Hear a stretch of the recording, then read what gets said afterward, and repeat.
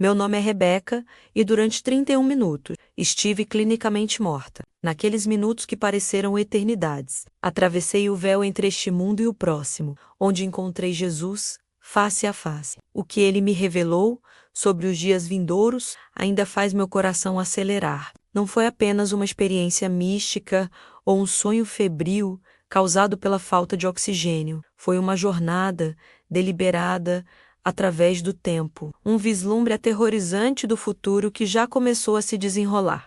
Deixe-me voltar ao início. Tenho 42 anos e passei os últimos 19 como arquiteta em Portland, Oregon. Minha vida era previsível, confortável, talvez até monótona. Acordava às 5:30 todas as manhãs, corria 8 quilômetros pelo Waterfront Park, tomava meu café com leite de amêndoas e dirigia até o escritório.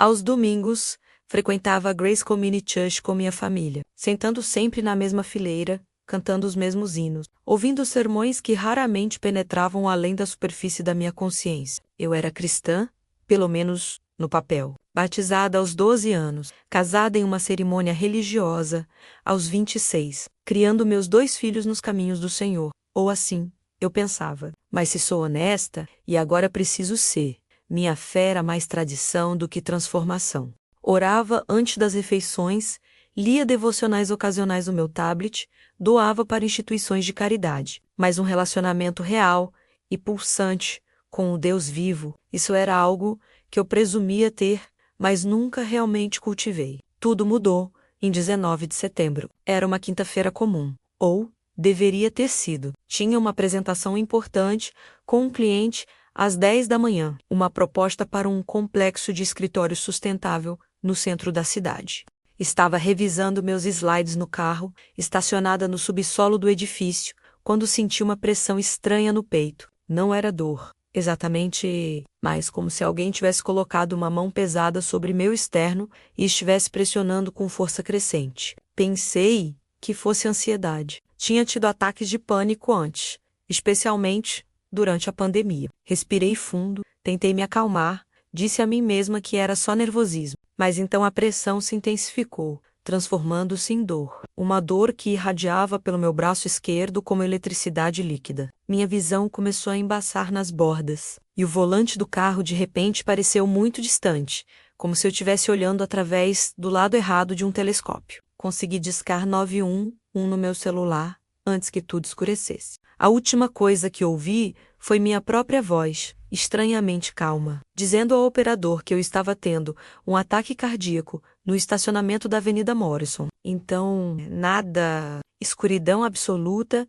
e silêncio profundo como o fundo do oceano. Mas esse nada durou apenas um momento. Quando minha consciência retornou, não estava mais no carro. Estava flutuando perto do teto do estacionamento, observando paramédicos trabalhando freneticamente sobre um corpo que reconheci vagamente como o meu. Podia ver tudo com uma clareza impossível, cada detalhe dos rostos tensos dos socorristas, o padrão de manchas de óleo no concreto, até mesmo as letras pequenas nas embalagens de equipamentos médicos. Um paramédico jovem, não podia ter mais de 25 anos. Realizava compressões torácicas com tanta força que eu podia ouvir minhas costelas estalando mesmo daquela distância. Uma mulher com cabelos ruivos presos em um rabo de cavalo apertado preparava um desfibrilador, suas mãos tremendo levemente enquanto aplicava os pads no meu peito exposto. Alguém estava cronometrando, gritando intervalos. 3 minutos, 5 minutos, 8 minutos, sem pulso. Deveria estar aterrorizada, mas não estava. Em vez disso, sentia uma calma profunda e abrangente, como se tivesse finalmente colocado uma carga pesada que carregava há anos, sem nem perceber. Meu corpo ali embaixo parecia irrelevante, apenas uma vestimenta que eu tinha usado e agora estava pronta para descartar. Comecei a me afastar, não por escolha consciente, mas como se fosse atraída por uma corrente invisível, gentil, mas irresistível. O estacionamento desapareceu. Os sons dos equipamentos médicos e vozes urgentes desvaneceram-se. Encontrei-me em um túnel, mas não como os túneis que conhecia, construídos de concreto e aço. Este era feito de luz, mas uma luz viva, pulsante, que parecia ter consciência e propósito. Cores que não existem no espectro visível humano dançavam ao meu redor, e pude ouvir música, harmonias tão complexas e perfeitas que fariam qualquer sinfonia terrestre parecer ruído discordante. Não tinha corpo físico, mas ainda assim me movia através daquele túnel de luz com velocidade crescente. O tempo deixou de ter significado. Podia ter levado segundos ou séculos para atravessar aquele espaço entre mundos. Então, tão abruptamente quanto começou, a jornada terminou. O túnel se abriu em um reino que desafia qualquer tentativa de descrição adequada, usando linguagem humana. Imagine o lugar mais bonito que você já viu. Agora, multiplique essa beleza por 1000, por 1.000.000, e você ainda não chegaria nem perto. Havia cores além do espectro, sons além da audição, sensações além do toque. O próprio ar, se é que posso chamar assim, vibrava com vida e amor. Cada átomo daquele lugar cantava em adoração ao Criador, e eu sabia, com certeza absoluta e inabalável, que estava na presença de Deus. Foi então que o vi. Jesus Cristo caminhava em minha direção através daquela luz radiante, e quando meus olhos o encontraram, caí de joelhos, não por obrigação religiosa, mas porque minhas pernas simplesmente não podiam me sustentar diante de tamanha majestade. Ele era exatamente como as Escrituras descrevem, e completamente diferente de qualquer imaginação humana. Seus olhos continham a profundidade da eternidade. Mundos nasciam e morriam naqueles olhos. Suas mãos mostravam as cicatrizes dos pregos, mas irradiavam poder que poderia criar ou destruir universos com um pensamento. E ainda assim, apesar de todo esse poder e glória, o que mais me impressionou foi seu amor. Não era o amor sentimental dos cartões de felicitações ou das canções românticas. Era um amor feroz e consumidor, um amor que conhecia cada pensamento sombrio que já tive, cada pecado secreto, cada hipocrisia, e ainda assim me amava com intensidade que fazia o sol parecer uma vela fraca. Pela primeira vez na minha vida, senti-me completamente conhecida e completamente aceita. Ele falou, e sua voz ressoou não apenas em meus ouvidos, mas em cada fibra do meu ser. Rebeca lhe disse, e apenas ouvir meu nome em seus lábios me fez chorar com uma alegria que era quase dolorosa. Você foi trazida aqui, por uma razão. O tempo é curto, muito mais curto do que meu povo imagina. O que você está prestes a testemunhar deve ser compartilhado, pois um grande engano está se aproximando, tão sutil e convincente que enganaria até mesmo os eleitos, se isso fosse possível. Então, o reino ao meu redor começou a mudar. As cores vibrantes e a luz celestial deram lugar a visões que se desenrolavam como um filme, projetado diretamente em minha consciência. Não estava mais apenas observando, estava experimentando cada cena como se estivesse lá, sentindo as emoções dos envolvidos, compreendendo as forças espirituais em ação por trás dos eventos físicos. A primeira visão me levou através da história humana em velocidade vertiginosa. Vi impérios ascenderem e caírem, cada um deixando sua marca no tapete que eventualmente se tornaria o sistema final do anticristo. Assisti à Revolução Industrial transformar sociedades agrícolas em centros urbanos massivos, concentrando populações e criando dependência de infraestruturas complexas. Testemunhei as 2 guerras mundiais, não como conflitos aleatórios, mas como eventos cuidadosamente orquestrados pelas forças das trevas para quebrar a soberania nacional e criar o desejo por governança global. Vi o nascimento da internet, essa maravilha tecnológica que prometia libertar a humanidade através do livre fluxo de informação. Mas Jesus me mostrou o que realmente era, uma rede de vigilância e controle mais eficaz do que qualquer tirano antigo poderia ter sonhado. Cada pesquisa, cada compra, cada mensagem, cada foto compartilhada, tudo estava sendo coletado, analisado, usado para construir perfis psicológicos tão detalhados que poderiam prever comportamento humano com precisão assustadora. Então as visões aceleraram, movendo-se do passado para o presente e depois para o futuro próximo. Vi eventos que ainda não aconteceram, mas que Jesus me assegurou que ocorrerão em breve. No próximo inverno testemunhei uma série coordenada de ataques cibernéticos que paralisariam sistemas bancários em todo o hemisfério ocidental. Não seria apenas um inconveniente temporário, seria um colapso completo. Caixas eletrônicos ficaram em branco, cartões de crédito se tornaram inúteis, pedaços de plástico, e milhões de pessoas se viram incapazes de acessar suas economias de vida durante semanas. O pânico que se seguiu foi diferente de qualquer coisa que a geração moderna tinha experimentado. Supermercados foram saqueados em horas, postos de gasolina secaram. Brigas eclodiram sobre suprimentos básicos, vizinhos virando uns contra os outros amigos, traindo amigos. E a fina camada de civilidade que mantém a sociedade unida desintegrou-se com velocidade chocante. Mas isso foi apenas o começo. Enquanto o mundo ainda cambaleava com o caos financeiro, uma nova ameaça emergiu. Uma doença muito mais contagiosa e letal do que qualquer coisa vista em décadas varreu o globo. Hospitais ficaram sobrecarregados em dias. Os sistemas de saúde entraram em colapso. Governos implementaram lockdowns que fizeram restrições anteriores parecerem brandas. As pessoas foram confinadas em suas casas por meses, dependentes inteiramente de distribuições governamentais para comida e remédios. Jesus me mostrou que esses eventos não eram calamidades aleatórias, eram passos deliberados, cuidadosamente planejados para quebrar a vontade humana, para fazer as pessoas tão desesperadas por estabilidade e segurança que aceitariam qualquer solução, não importa o custo. E a solução que seria oferecida seria apresentada como a resposta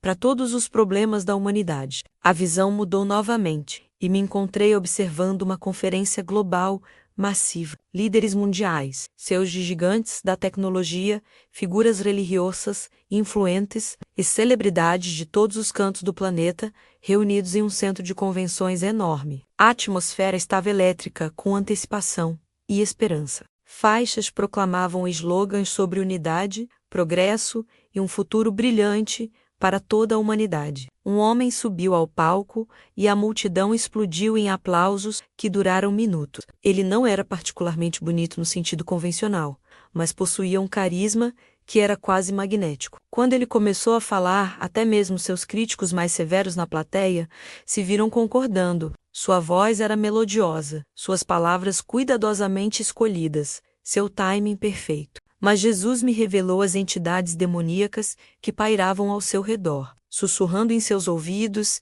guiando cada palavra, cada gesto. Este líder apresentou o que chamou de sistema global de identificação e gerenciamento de recursos. Ele prometeu acabar com a pobreza, eliminar o crime, prevenir futuras pandemias e criar a verdadeira igualdade para todos os povos. O sistema rastrearia recursos em tempo real e os distribuiria de acordo com a necessidade, garantindo que nenhuma criança jamais passasse fome novamente, que nenhuma pessoa morresse por falta de cuidados médicos, que ninguém fosse deixado para trás. A tecnologia era impressionante. Um simples escaneamento biométrico, da mão ou da testa, daria a cada pessoa acesso instantâneo a todos os serviços. Não mais carteiras perdidas, identidades roubadas ou burocracia frustrante. Tudo seria perfeito, eficiente, justo. E a multidão amava. Até mesmo muitos cristãos na plateia estavam concordando, alguns chorando de alegria,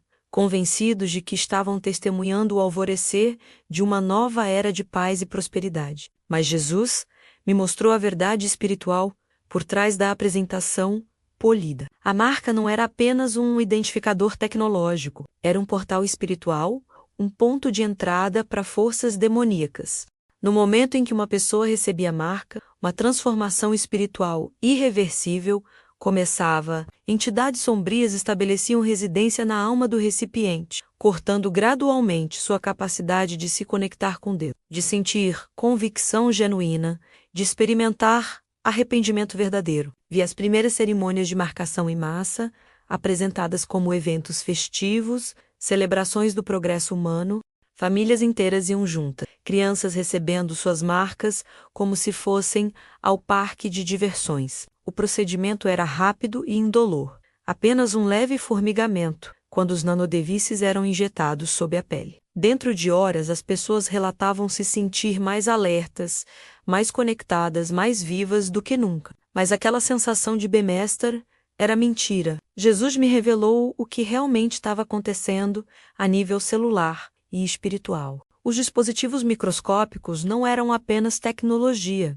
Eles continham essências demoníacas em forma física. Essas entidades se espalhavam pelo corpo, integrando-se ao sistema nervoso, estabelecendo conexões diretas com os centros de emoção e decisão do cérebro. As pessoas marcadas começaram a mudar, sutilmente no início, depois mais drasticamente. Sua capacidade de amor genuíno diminuiu, substituída por uma simulação convincente, que enganava até mesmo os mais próximos delas. Sua empatia natural foi substituída por respostas programadas, apropriadas na superfície mais vazias de verdadeira compaixão. Sua liberdade de vontade foi gradualmente substituída por impulsos sutis, sussurros que eles percebiam como seus próprios pensamentos, mas que eram realmente comandos transmitidos através da rede. Mais terrível de tudo, sua conexão com Deus foi completamente cortada. Eles ainda podiam frequentar igrejas, citar escrituras, até mesmo orar em voz alta. Mas suas palavras não subiam mais alto do que o teto. O Espírito Santo não poderia mais habitar em templos profanados pela marca da besta. Tornaram-se zumbis espirituais, vivendo e respirando, mas mortos onde mais importava. A visão me mostrou cenas de partir o coração. Uma mãe chorando, enquanto seus 3 filhos adolescentes recebiam a marca contra seus protestos frenéticos. Um pastor idoso que havia pregado o evangelho por 50 anos, sendo convencido por seu conselho de anciãos de que recusar a marca seria egoísta, que negaria recursos a pessoas necessitadas. Vi casamentos se desfazendo quando um cônjuge recebia a marca e o outro recusava. O vínculo espiritual que os mantinha unidos sendo cortado tão completamente quanto se um tivesse morrido. Igrejas se dividiram ao meio. Aqueles que receberam a marca insistiam que os que recusaram estavam sendo teimosos e julgadores, presos a interpretações ultrapassadas da profecia. Afinal, este sistema estava salvando vidas, alimentando os famintos, curando os doentes. Como poderia ser maligno? Certamente era a provisão de Deus para os tempos finais, não a marca do anticristo. Os que recusaram a marca enfrentaram perseguição crescente. Primeiro sutil, exclusão social e pressão de pares. Depois mais aberta, perda de empregos, incapacidade de comprar ou vender. Eventualmente, prisão e pior. Vi crentes escondidos em porões e florestas, reunindo-se secretamente para adoração, compartilhando recursos escassos, memorizando escrituras, já que Bíblias físicas haviam sido confiscadas como literatura de ódio. Mas nesses crentes sofredores, Jesus me mostrou algo lindo. Apesar de suas dificuldades físicas, seus espíritos brilhavam com luz. Anjos os guardavam, invisíveis para olhos físicos, mas constantemente presentes. Milagres de provisão aconteciam regularmente, comida aparecendo misteriosamente em despensas vazias, doenças sendo curadas através de oração, proteção sobrenatural de perigos. A presença de Deus era tão palpável nesses ajuntamentos secretos que valia todas as dificuldades. Vi crianças desses crentes demonstrando maturidade espiritual, além de seus anos. Uma menina de apenas 9 anos, recebendo visões proféticas que encorajavam os adultos ao seu redor. Um menino de 11 anos, que mal podia ler antes da tribulação, de repente capaz de recitar livros inteiros da Bíblia de memória, palavra por palavra. Idosos que haviam sido cristãos casuais transformados em guerreiros de oração, cujas intercessões sacudiam o reino espiritual. Jesus então me mostrou o engano específico que enganaria até mesmo muitos crentes sérios. A marca não seria apresentada como adoração à besta. Seria embrulhada em linguagem cristã, endossada por líderes religiosos respeitados, justificada através de torcer escritura. Teólogos publicariam artigos argumentando que a marca era realmente a provisão de Deus, um cumprimento da promessa de que ele cuidaria de seu povo durante a tribulação. Eles apontariam para versículos sobre Deus fornecendo maná no deserto, sobre Jesus alimentando as multidões, sobre a igreja primitiva compartilhando todas as coisas em comum. Veja, Diriam: Deus sempre usou meios práticos para suprir seu povo. Este sistema é simplesmente a versão moderna dessa provisão. Recusar seria recusar o presente de Deus, seria orgulho espiritual disfarçado de discernimento. A pressão sobre crentes seria imensa. Seus próprios pastores, pessoas em quem confiavam, pessoas que os guiaram fielmente por anos, estariam aconselhando-os a receber a marca. Seus filhos estariam famintos, suas dívidas médicas seriam impossíveis de pagar, sem acesso ao sistema. Membros da família marcados implorariam, com lágrimas genuínas, para que se juntassem a eles. A tentação seria quase irresistível, e muitos sucumbiriam. Jesus me mostrou, com tristeza nos olhos que me fez chorar, que a maioria dos que se consideravam cristãos receberiam a marca não porque eram pessoas, mas porque nunca desenvolveram um relacionamento íntimo com Ele que lhes daria discernimento para reconhecer o engano. Suas fés eram construídas em tradição, em emoção, em comunidade, todas coisas boas, mas insuficientes quando o teste final viesse. Apenas aqueles que conheciam sua voz intimamente, que passaram anos em oração profunda e estudo das Escrituras, que cultivaram sensibilidade ao Espírito Santo. Apenas esses reconheceriam o veneno escondido no copo atraente. E mesmo assim, seria difícil. Mesmo aqueles com discernimento lutariam, agonizariam, duvidariam de si mesmos. Mas no final, escolheriam fidelidade a Cristo sobre conforto, verdade sobre conveniência, eternidade sobre sobrevivência temporal. A visão então saltou para a frente, me mostrando o desfecho final. Vi Jesus retornando em poder e glória incompreensível. Os céus se abriram como uma cortina sendo rasgada, e ele desceu com seus anjos e santos. O sistema do anticristo, que havia parecido tão invencível, tão permanente, desmoronou instantaneamente diante da verdadeira realeza. Aqueles que portavam a marca gritaram em terror, finalmente compreendendo o erro cataclísmico que haviam cometido. A escuridão espiritual que havia nublado suas percepções foi queimada pela luz da presença de Cristo. E eles viram, tarde demais, a quem realmente haviam servido. Alguns caíram de joelhos implorando por misericórdia, mas Jesus me explicou, com uma tristeza que penetrou minha alma, que aqueles que receberam a marca haviam feito uma escolha irreversível. Eles haviam alterado fundamentalmente suas naturezas espirituais de formas que não podiam ser desfeitas. Mas os fiéis, aquele pequeno remanescente que suportou perseguição, fome, perigo e espada por amor ao nome de Cristo, esses foram transformados em um instante, corpos mortais se tornaram imortais, fraqueza se tornou força, lágrimas se tornaram alegria indescritível. Vi pessoas que haviam morrido como mártires, ressuscitando com corpos glorificados. Vi crentes que sobreviveram até o fim, nunca provando a morte, mas sendo transformados em um piscar de olhos. E então, a visão mais maravilhosa de todas, a nova Jerusalém descendo do céu, como uma noiva adornada para seu noivo. Uma cidade de luz e beleza, além de discrição, onde Deus habitaria com seu povo para sempre. Não mais morte, não mais luto, não mais choro, não mais dor. Todas as coisas antigas passadas, tudo feito novo. Enquanto eu absorvia essas cenas finais, Jesus se voltou para mim mais uma vez. Seu rosto irradiava amor, mas também urgência. Rebecca, ele disse, você deve voltar. O tempo está mais curto do que meu povo percebe. Os eventos que você testemunhou começarão a se desenrolar nos próximos meses. Você deve avisar aqueles que ouvirem, diga a eles que o engano virá envolto em compaixão, disfarçado de progresso, endossado por vozes confiáveis. Parecerá bom, mesmo piedoso, prometendo acabar com o sofrimento, criar justiça, trazer paz. Mas é veneno em uma taça de ouro. Aqueles que a receberem trocarão suas almas por segurança temporária, vida eterna por conforto passageiro. Diga ao meu povo para se prepararem agora, que fortaleçam suas fés através de oração profunda e consistente, que estudem minhas palavras até conhecerem minha voz tão intimamente que possam distingui-la instantaneamente de imitações, que construam comunidades de crentes comprometidos, que permanecerão juntos quando a tempestade vier.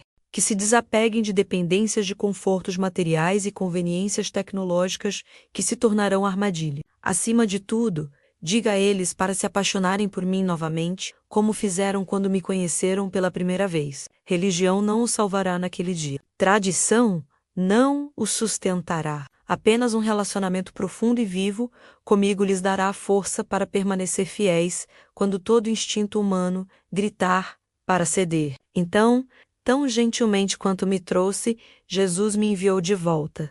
Senti-me sendo puxada através do reino celestial, de volta através do túnel de luz, de volta para meu corpo quebrado no estacionamento de Portland. A transição foi abrupta e desorientadora. Um momento eu estava na presença da glória infinita. No próximo, estava de volta a um corpo dolorido, ouvindo vozes urgentes ao meu redor. Abri meus olhos para ver o rosto do paramédico jovem, perto do meu, seus olhos arregalados de choque. Ela voltou, ele gritou, meu Deus, ela realmente voltou. Descobri depois que estava morta por 31 minutos. Meu coração havia parado completamente, sem atividade cerebral detectável por mais de 20 minutos. Pela lógica médica, eu deveria estar morta, ou, na melhor das hipóteses, severamente com dano cerebral. Mas aqui estava eu, não apenas viva, mas completamente intacta, capaz de falar, de me mover, de pensar claramente. As primeiras palavras que saíram da minha boca foram: eu preciso contar às pessoas. Preciso avisá-las. O paramédico pensou que eu estava delirando. Calma, senhora, ele disse gentilmente. Você teve um ataque cardíaco severo. Precisa economizar suas forças, mas eu não podia ficar calma. A urgência da mensagem de Jesus queimava dentro de mim como fogo. Passei 5 dias no hospital, enquanto médicos perplexos realizavam teste após teste, tentando entender como alguém com dano cardíaco tão extenso estava não apenas viva, mas se recuperando com velocidade impossível. Meu cardiologista, um homem de 60 e poucos anos que praticava medicina por 4 décadas, admitiu que não tinha explicação médica para minha recuperação. É um milagre, ele disse, balançando a cabeça. Não há outra palavra para isso. Durante aqueles dias no hospital, comecei a compartilhar minha experiência com qualquer um que ouvir, enfermeiras, médicos, outros pacientes, visitantes, até mesmo o pessoal da limpeza. Alguns me ouviram educadamente, mas com ceticismo óbvio em seus olhos. Outros dispensaram, completamente, claramente pensando que eu havia sofrido alucinações induzidas por trauma. Mas alguns, um número surpreendente, ouviram com lágrimas escorrendo por seus rostos, sentindo no fundo de suas almas que o que eu dizia era verdade. Uma enfermeira em particular, uma mulher chamada Maria, que havia sido cristã desde a infância, mas recentemente sentiu sua fé esfriando. Agarrou minha mão, depois que terminei de contar minha história. Obrigada, ela sussurrou. Eu estava adormecendo espiritualmente, apenas passando pelos movimentos. Sua história me despertou. Preciso me preparar. Preciso estar pronta. Quando finalmente recebi alta do hospital, uma semana depois, era uma pessoa diferente. Não fisicamente, embora o dano ao meu coração fosse miraculosamente mínimo. Mas espiritualmente, eu havia sido completamente transformada. A fé morna que havia me caracterizado por décadas havia sido queimada, substituída por uma paixão ardente por Jesus e um senso consumidor de urgência sobre os dias vindouros. Renunciei ao meu emprego, para choque e consternação de meus colegas e família. Como você pode simplesmente sair de uma carreira que você construiu por 20 anos?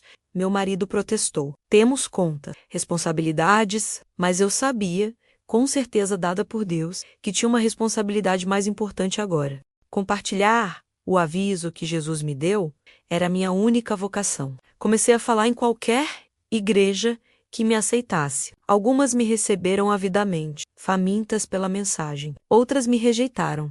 Líderes, desconfortáveis com o tom apocalíptico do meu testemunho. Você está assustando as pessoas, um pastor me disse. Nossa igreja é sobre esperança e amor, não medo e juízo. Tentei explicar que verdadeira esperança vem de estar preparado, que verdadeiro amor avisa sobre perigo, mas ele não quis ouvir. Descobri que muitas igrejas modernas querem um Jesus que as faz sentir bem, mas não um que desafia ou perturba. Querem mensagens sobre bênçãos e prosperidade, não avisos sobre tribulação vindoura. Mas recusei ser silenciada. Comecei pequenas reuniões em minha casa, convidando vizinhos e amigos. Criei um canal online para compartilhar minha história. Escrevi, falei, testemunhei em cada oportunidade. E algo notável começou a acontecer. As pessoas começaram a despertar. Crentes que haviam sido espirituais adormecidos começaram a buscar Deus com nova intensidade. Grupos de oração se formaram, comprometidos com intercessão séria em vez de petições casuais. Estudo bíblico tornou-se profundo e comprometido, não apenas superficial. Comunidades cristãs começaram a construir redes de apoio mútuo, preparando-se praticamente e espiritualmente para tempos difíceis à frente. Mas também enfrentei oposição. Fui chamada de alarmista, de fanática, de falsa profeta. Alguns acusaram-me de espalhar teorias de conspiração, de causar divisão desnecessária no corpo de Cristo. Familiares expressaram preocupação de que eu havia tido um colapso mental. Meu próprio pastor, o homem que me batizou há mais de 30 anos, gentilmente sugeriu que eu talvez precisasse falar com um conselheiro profissional. Essas rejeições doeram, não vou mentir, mas sempre que estava tentada a duvidar, lembrava-me daqueles 31 minutos na presença de Jesus. Lembrava-me da urgência em seus olhos, do peso da missão que ele me confiou. E encontrava força para continuar. Nos meses desde minha experiência, comecei a ver os primeiros sinais dos eventos que Jesus me mostrou. Sistemas financeiros começaram a mostrar instabilidade sem precedentes. Notícias de grandes bancos enfrentando ataques cibernéticos sofisticados tornaram-se cada vez mais comuns. Autoridades governamentais e especialistas em tecnologia começaram a falar publicamente sobre a necessidade de um novo sistema monetário digital global, mais seguro e eficiente. Simultaneamente, surgiram discussões sobre novas formas de identificação digital. Líderes mundiais falavam sobre a necessidade de sistemas universais que poderiam rastrear saúde, finanças e movimentos para prevenir futuras pandemias e garantir segurança global. O que era apresentado como progresso necessário, eu reconhecia como os estágios iniciais do sistema que Jesus me havia mostrado. O que mais me assustava era quão facilmente as pessoas aceitavam essas propostas. Após anos de instabilidade, caos e medo, a população mundial estava desesperada por soluções. E quando essas soluções eram apresentadas com linguagem de compaixão, justiça social e bem comum, mesmo crentes sinceros achavam difícil ver o perigo escondido sob a superfície brilhante. Comecei a enfocar minha mensagem em preparação espiritual prática, não apenas alertar sobre o que está por vir, mas equipar crentes com ferramentas para permanecer fiéis quando o teste chegar. Ensinei sobre como desenvolver discernimento, através de jejum e oração profunda, sobre como memorizar escrituras para que a palavra de Deus esteja gravada em nossos corações, não apenas armazenada em dispositivos digitais que podem ser confiscados, sobre como construir relacionamentos verdadeiros com outros crentes, o tipo de laços que suportarão pressão extrema. Também comecei a ensinar sobre desapego de confortos e conveniências modernas. Não porque essas coisas sejam inerentemente mas porque dependência excessiva delas nos torna vulneráveis. Se não podemos viver sem nossos smartphones, sem nossas contas bancárias digitais, sem nossos sistemas de entrega convenientes, então não teremos força para recusar quando esses sistemas exigirem a marca como preço de participação. Vi pessoas em minhas reuniões começarem a fazer mudanças concretas, famílias aprendendo a cultivar alimentos, a conservar e armazenar suprimentos, crentes desenvolvendo habilidades práticas que haviam sido perdidas em nossa era de especialização, como costura, carpintaria, primeiros socorros básicos,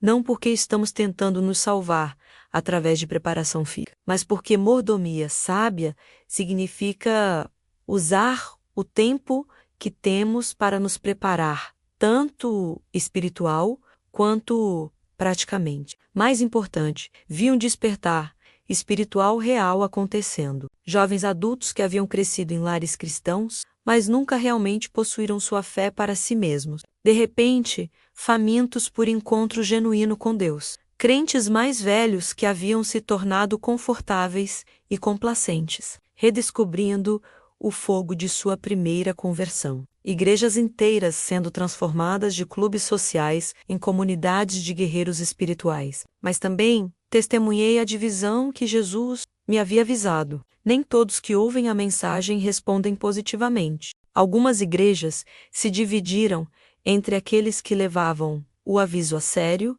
e aqueles que o rejeitavam como extremismo. Famílias foram separadas quando alguns membros escolheram preparação, enquanto outros insistiam que tudo estava bem, que eu estava causando pânico desnecessário. Um dos momentos mais dolorosos veio quando minha própria irmã, com quem fui próxima toda a minha vida, me confrontou.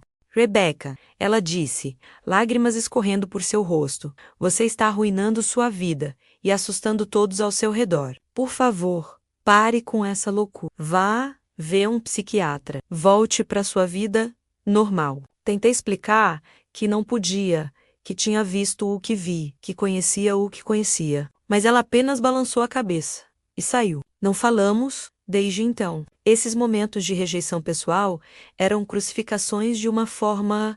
Cada relacionamento perdido, cada porta fechada na minha cara, cada acusação de loucura ou extremismo doía profundamente. Mas Jesus havia me avisado que isso viria. Ele próprio disse que seguir ele traria divisão, até mesmo dentro de famílias. E cada vez que sentia a dor da rejeição, lembrava das palavras de Paulo. Tenho por certo que os sofrimentos do tempo presente não podem ser comparados com a glória a ser revelada em nós. À medida que os meses passavam, meu foco começou a mudar sutilmente. Não apenas avisar sobre o que está por vir, mas preparar crentes para como responder quando chegar. Porque Jesus me mostrou que o teste não será apenas sobre reconhecer o engano, mas sobre ter a força para resistir.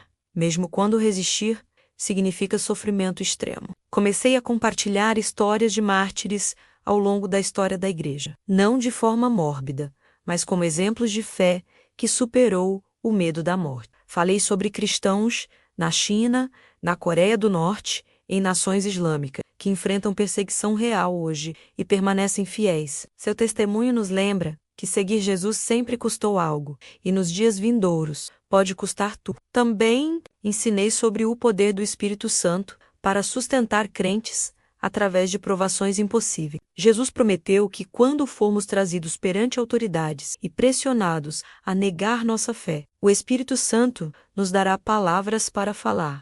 Quando enfrentarmos fome, dor, ameaças contra nossos entes queridos, o Espírito Santo nos dará força sobrenatural. Não precisamos temer o que está por vir, porque não enfrentaremos sozinhos. Mas também fui brutalmente honesta sobre o custo. Avisei que aqueles que recusarem a marca provavelmente perderão tudo. Empregos, casas, relacionamentos, talvez até suas vidas, que verão seus filhos passarem fome, seus cônjuges sofrerem, seus pais serem presos. A tentação para ceder será quase irresistível, e apenas aqueles que amam Jesus, mais do que a própria vida, terão força para permanecer fiéis. Algumas pessoas, ao ouvir essas verdades duras, se afastaram. Isso é demais, disseram. Não posso aceitar um Deus que exigiria tal sacrifício. Mas outros, os que levavam sua fé a sério, inclinarão-se mais perto. Diga-nos como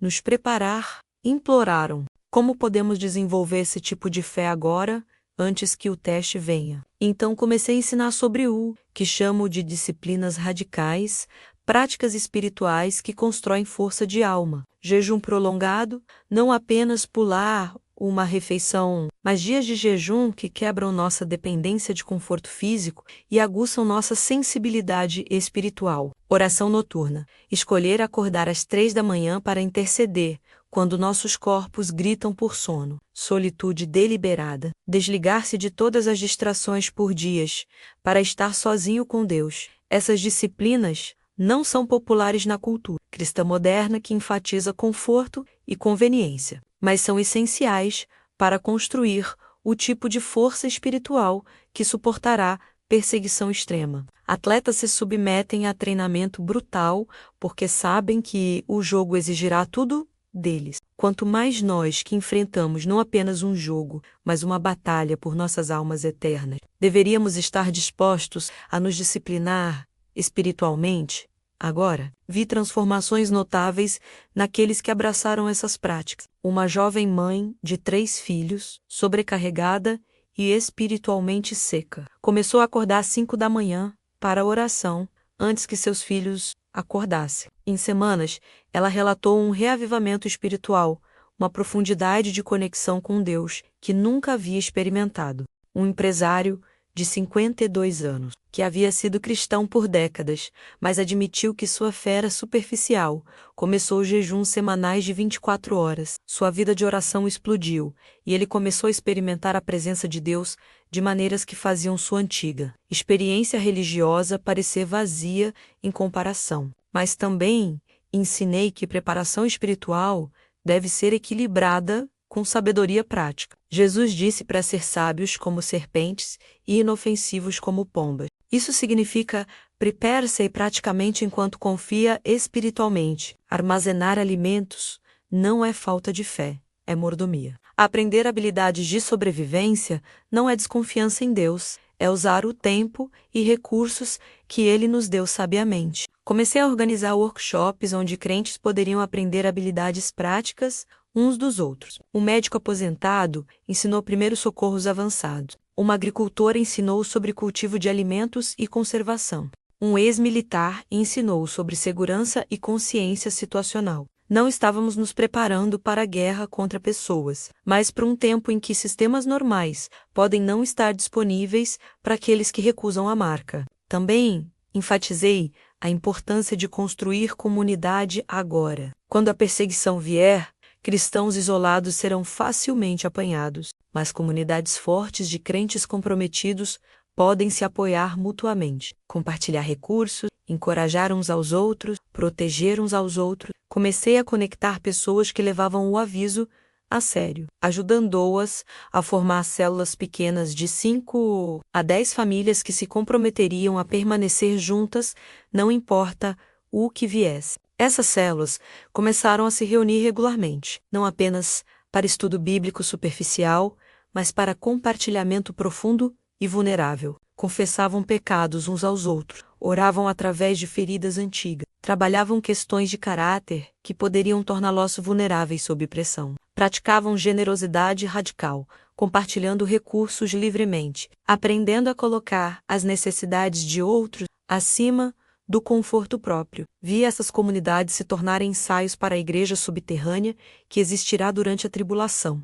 Pessoas que eram essencialmente estranhas, alguns meses antes, tornarem-se família verdadeira, ligadas não por sangue, mas por compromisso, compartilhado com. Quando um membro enfrentava dificuldade financeira, outros contribuíam sem ser perguntado. Quando alguém estava lutando espiritualmente, o grupo cercava essa pessoa com oração e encorajamento. Eram vislumbres de como a igreja primitiva deve ter sido, crentes compartilhando tudo em comum. Ninguém tendo necessidade porque todos cuidavam uns dos outros. Mas nem toda a resposta à minha mensagem foi positiva. À medida que meu testemunho se espalhava, atraiu não apenas buscadores sinceros, mas também críticos veementes. Fui denunciada em blogs cristãos populares como propagadora de medo. Líderes de igrejas alertaram suas congregações contra meu ensino. Alguns me acusaram de ser uma falsa profeta,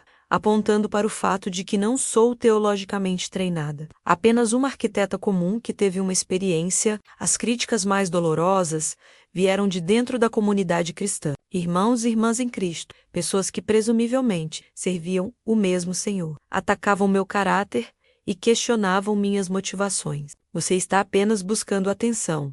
Alguns alegavam. Você está ganhando dinheiro com o medo das pessoas. Outros acusavam falsamente. Você está causando divisão no corpo de Cristo. Ainda outros insistiam. Cada acusação foi como uma faca. Houve noites em que chorei até dormir, questionando se deveria simplesmente parar, voltar para minha vida antiga, deixar outras pessoas carregarem esse fardo. Mas então lembrava daqueles olhos de Jesus, a urgência em sua voz, quando me enviou de volta. Lembrava das palavras que ele falou: você deve avisar aqueles que ouvirem. E encontrava força para continuar mais um dia. O que me sustentou através dessas tempestades de crítica foi o fruto que via nas vidas daqueles que responderam ao aviso. Casamentos sendo restaurados à medida que casais voltavam sua atenção de distrações para Deus e um ao outro. Vícios sendo quebrados à medida que pessoas encontravam força em Cristo, que sempre disseram ter, mas nunca realmente experimentaram. Jovens abandonando caminhos destrutivos e abraçando o propósito e destino divino. Igrejas mornas sendo reacendidas com paixão por Jesus. Esses frutos me asseguravam que a mensagem era verdadeira, não importa quão impopular. Jesus disse que conheceríamos falsos profetas por seus frutos. Bem, os frutos desta mensagem eram vidas transformadas, fé aprofundada, compromisso renovado com Cristo. Esse era fruto bom, independentemente de quantos críticos discordassem. À medida que me aproximo de um ano, desde minha experiência de quase morte, vejo a paisagem mundial mudando de maneiras que validam o que Jesus me mostrou. A conversa sobre moeda digital global acelerou dramaticamente. Vários países já lançaram versões de teste de suas próprias moedas digitais de Banco Central. Líderes mundiais falam abertamente sobre a necessidade de uma reinicialização do sistema financeiro global. Simultaneamente, tecnologias de identificação biométrica tornam-se cada vez mais sofisticadas e difundidas. Pagamentos com reconhecimento facial, varreduras de palma para acesso a edifícios, até mesmo chips implantáveis que podem armazenar informações médicas e financeiras. Tudo apresentado como conveniência, progresso, a onda do futuro. E as pessoas estão adotando essas tecnologias entusiasticamente, sem considerar para onde podem levar. Mais perturbador. Vejo exatamente o tipo de condicionamento psicológico que Jesus me mostrou.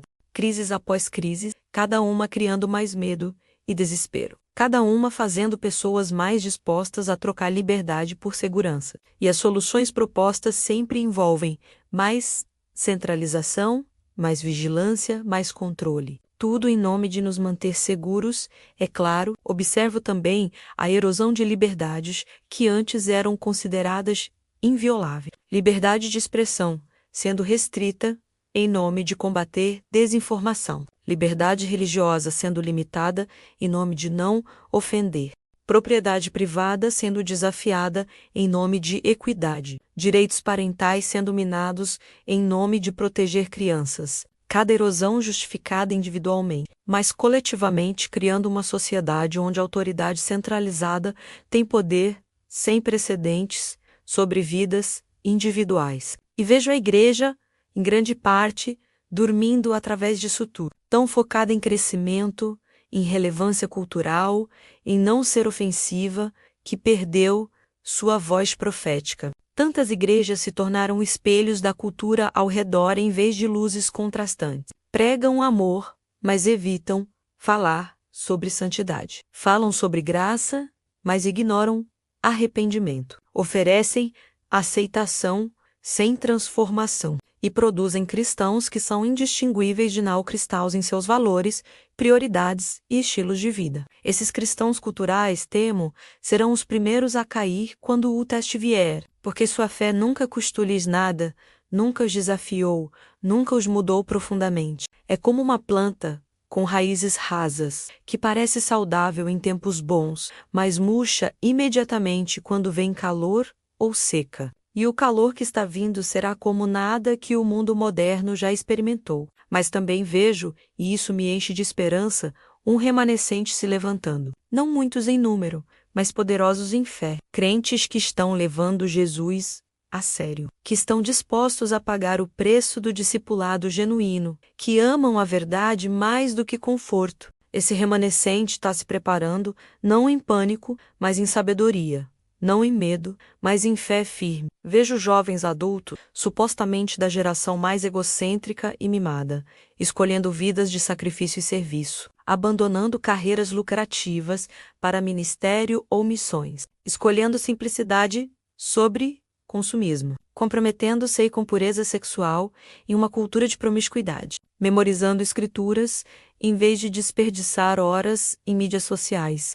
Esses jovens guerreiros me dão tremenda esperança para o futuro. Vejo também mães e pais tomando responsabilidade séria por discipular seus filhos, não terceirizando educação espiritual para programas de igreja, mas deliberadamente construindo fé em suas casas, tendo conversas profundas sobre Deus durante as refeições, orando juntos, não apenas orações roteirizadas, mas intercessão real, lendo e discutindo escrituras como família, modelando fé autêntica através de suas próprias vidas. Esses pais estão criando a próxima geração de crentes que permanecerão firmes. E vejo santos mais velhos, pessoas que caminharam com Deus por décadas, encontrando nova vitalidade e propósito. Em vez de deslizar para a aposentadoria confortável, estão se posicionando como mentores espirituais, passando sabedoria e experiência para crentes mais jovens. Suas orações carregam peso, suas palavras carregam autoridade, suas vidas carregam testemunho de fidelidade de Deus, através de décadas. Juntos, esses crentes, de todas as idades e origens, estão formando o que acredito ser o remanescente que Jesus permanecerá fiel. Não são perfeitos, longe disso. Todos lutamos com dúvidas, medos, fraquezas, mas há neles uma qualidade que os separa. Uma fome por Deus que não será saciada com cristianismo superficial.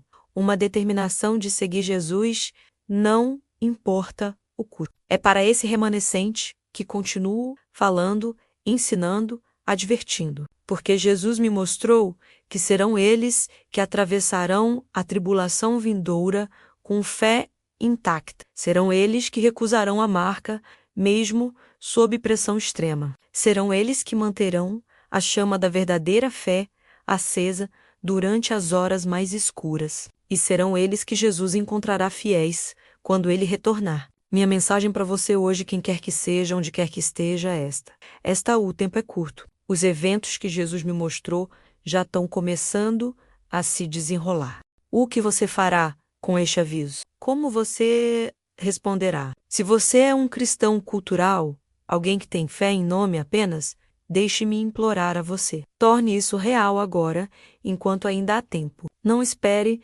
até que a crise esteja sobre você para decidir se realmente acredita. Busque Jesus com todo o seu coração hoje. Entregue sua vida completamente a Ele. Permita que Ele transforme você de dentro para fora. Construa uma fundação de fé agora que suportará qualquer tempestade. Se você é um crente sincero, mas percebe que sua fé cresceu morna, considere isto um chamado para despertar. O tempo para cristianismo casual acabou. O teste que está por vir exigirá tudo de você. Você precisa se fortalecer espiritualmente agora. Mergulhe profundamente em oração. Sature-se nas Escrituras. Jejue regularmente. Busque o Espírito Santo com novo desespero. Construa relacionamentos reais com outros crentes comprometidos. Se você ainda não é cristão, deixe-me dizer claramente: Jesus Cristo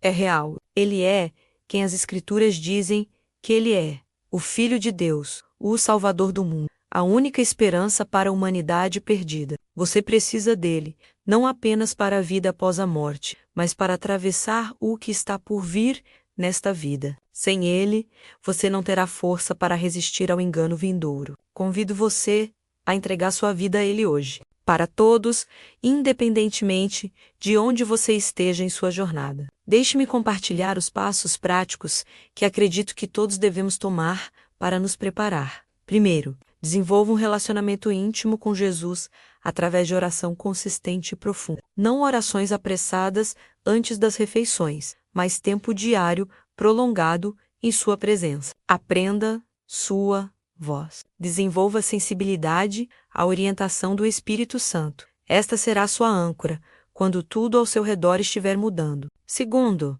sature-se nas Escrituras. Leia-as, estude-as, memorize-as, medite nelas dia e noite. A palavra de Deus é a verdade objetiva que o manterá firme quando mentiras persuasivas estiverem por toda parte. Mas mais do que apenas conhecimento das Escrituras, Você precisa ter as Escrituras escondidas em seu coração, não apenas armazenadas em dispositivos que podem ser tirados de você. Terceiro, construa comunidade com crentes sérios. Não apenas frequente a igreja casualmente, mas desenvolva laços profundos com outros que estão comprometidos em seguir Jesus. Não importa o custo. Esses relacionamentos serão sua tábua de salvação quando perseguição vier. Pratique vulnerabilidade, generosidade radical e responsabilidade mútua agora. Quarto, desapegue-se de dependência de confortos e conveniências modernas. Não estou dizendo para abandonar tecnologia completamente, mas reduza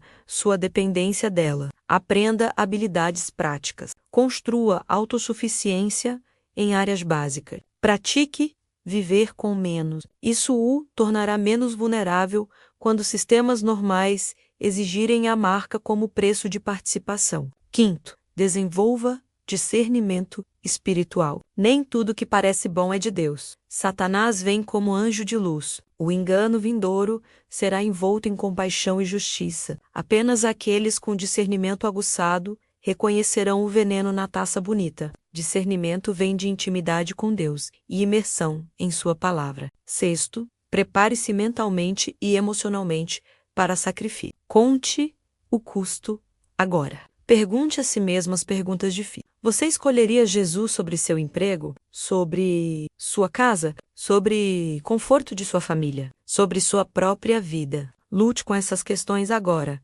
antes que esteja sob pressão extrema. Sétimo, comece a viver com um propósito eterno em mente. Pare de desperdiçar sua vida em coisas que não importarão em 100 anos. Invista em coisas que durarão para a eternidade. Relacionamentos, caráter, impacto do reino. Viva cada dia como se Jesus pudesse retornar amanhã, porque Ele pode. À medida que compartilho essas coisas, estou profundamente consciente de quão radical elas soam para ouvidos modernos. Vivemos em uma era de conforto, conveniência, tolerância e relativismo. Falar sobre sacrifício, sofrimento, absolutos morais e juízo vindouro é profundamente contracultural, mas a verdade não muda com a cultura. E a verdade é que Jesus está voltando, um dia de prestação de contas está chegando, e apenas aqueles que estão preparados permanecerão firmes. Não compartilhe estas coisas para assustá-lo, embora um medo saudável, que leva à preparação sábia, não seja uma coisa ruim. Compartilhe porque amo você, mesmo sem conhecê-lo. Compartilho porque Jesus me enviou de volta com uma mensagem e seria desobediência guardá-la para mim. Compartilho porque o tempo está se esgotando e cada alma importa demais para permanecer em silêncio. Minha vida foi completamente alterada por aqueles 31 minutos além do véu. Não posso voltar para quem eu era antes. Não posso não saber o que agora sei. E não posso guardar em silêncio enquanto pessoas que poderiam estar preparadas permanecem inconscientes do que está por vir. Sim, paguei um preço. Perdi minha carreira, alguns relacionamentos, minha reputação em certo círculo. Enfrento críticas regularmente, sou mal interpretada e mal representada. Mas se até mesmo uma pessoa é salva de receber a marca por causa de meu testemunho, cada sacrifício valerá a pena, porque uma alma vale mais do que o mundo inteiro. E tenho visto muito mais do que apenas uma pessoa responder. Vi centenas, talvez milhares, despertarem e começarem a se preparar, tanto espiritual quanto praticamente. Vidas transformadas, fés aprofundadas, propósitos descobertos, vi o remanescente se levantar. E isso me enche de alegria inexprimível. Então, deixe-me encerrar com isto. Os dias à frente serão mais escuros do que qualquer coisa que o mundo moderno experimentou. Engano, perseguição, sofrimento, tudo que Jesus me mostrou está chegando. Mas para aqueles que estão preparados, para aqueles que conhecem Jesus intimamente e amam Ele supremamente, não há necessidade de medo, porque Ele estará conosco, assim como esteve com Sadraque, Mesaque e Abednego na fornalha ardente, assim como esteve com Daniel na cova dos leões, assim como esteve com Paulo e Silas na prisão, assim como esteve com incontáveis mártires ao longo da história da igreja. Ele estará conosco. E não apenas Ele estará conosco, mas fornecerá sobrenaturalmente Fará milagres quando sistemas naturais falharem. Enviará anjos para nos proteger e encorajar. Dará-nos palavras para falar quando formos levados perante autoridades. Sustentará nossos espíritos quando nossos corpos estiverem fracos. E, finalmente, Ele retornará em poder e glória para nos reivindicar como seus. O sofrimento que enfrentaremos será real, mas temporário. A glória que aguarda é além de compreensão e eterna. Paulo disse corretamente: tenho por certo que as aflições deste tempo presente não são para comparar com a glória que em nós será revelada. Então eu o encorajo, na verdade eu o imploro, não desperdice o tempo que resta. Não viva como se você tivesse décadas para se preparar espiritualmente. Viva com a urgência que a situação exige. Busque Jesus hoje, aprofunde sua fé hoje, construa comunidade hoje, prepare-se hoje, porque amanhã, literalmente amanhã, pode trazer eventos que mudarão tudo. E quando esse dia chegar, será tarde demais para construir a fundação que você precisará. O tempo para a preparação é agora. O tempo para compromisso sério é agora. O tempo para escolher entre seguir Jesus casualmente ou segui-lo completamente é agora. Que Deus lhe dê sabedoria, coragem e fé para os dias vindouros. Que você seja contado entre o remanescente fiel e que quando Jesus retornar em glória, ele o encontre vigilante, preparado e fiel. Esta é a mensagem que Jesus me enviou de volta para compartilhar. Esta é a advertência que ele colocou sobre meu coração. E agora eu a coloco sobre o seu. O que você fará com ela é entre você e Deus. Mas escolha sabiamente, porque a eternidade está em jogo. Que a graça de nosso Senhor Jesus Cristo e o amor de Deus e a comunhão do Espírito Santo sejam com todos vocês. Amém.